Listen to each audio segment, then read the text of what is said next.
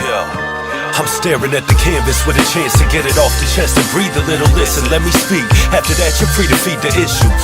I know I'm always gone. Sometimes I need to miss you. Well, I've always loved hip hop, like ever since I was younger. It was me, my mom, my sister. We moved a lot, so I didn't really have much of like a sense of community or any of that.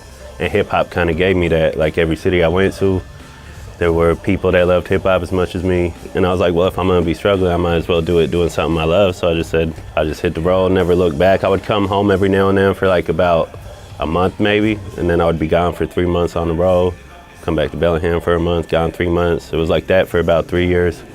And it was rough. It was like just trying to make gas to get to the next spot, eating top ramen, stuff like that, you know. But if you're gonna be in a rough spot with your life, you might as well be trying to build something. So after about 3 years, like all that trial and error, we ended up linked up with the right people in certain spots, and it started going a lot smoother. Yeah.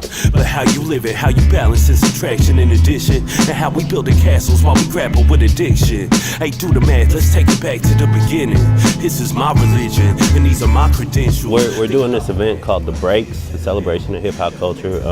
Bosco's, which used to be the Swillery, just opened up, and the owner there has been really supportive of hip hop and was like, I want to turn this into a spot where hip hop is really welcome. And we have open ciphers throughout the night where anybody's welcome. If you want to grab a microphone and just flex a little bit, showcase your skills. Got his daddy's eyes, and I'ma show him we can hit the stratus if we strategize. I would rather have a connection with one fan than have 1,000 people with their hands in there that are just there, like, you know, drunk or whatever, just having fun. Like I've had people, I wrote a song a long time ago about, I had a certain producer that was going through a little struggle with addiction.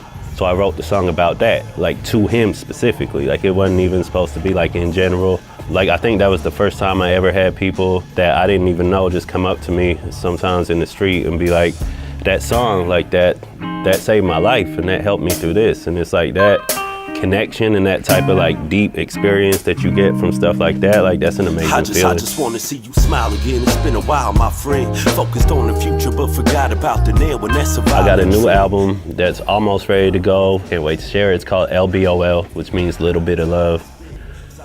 There's also a track on there called LBOL that I did with a whole live band of local musicians here in Bellingham.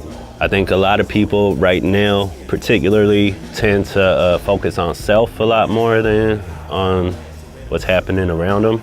To contribute a little bit of love into your surroundings could change a lot of things, like in ways you wouldn't even expect. A little bit of love goes a long way.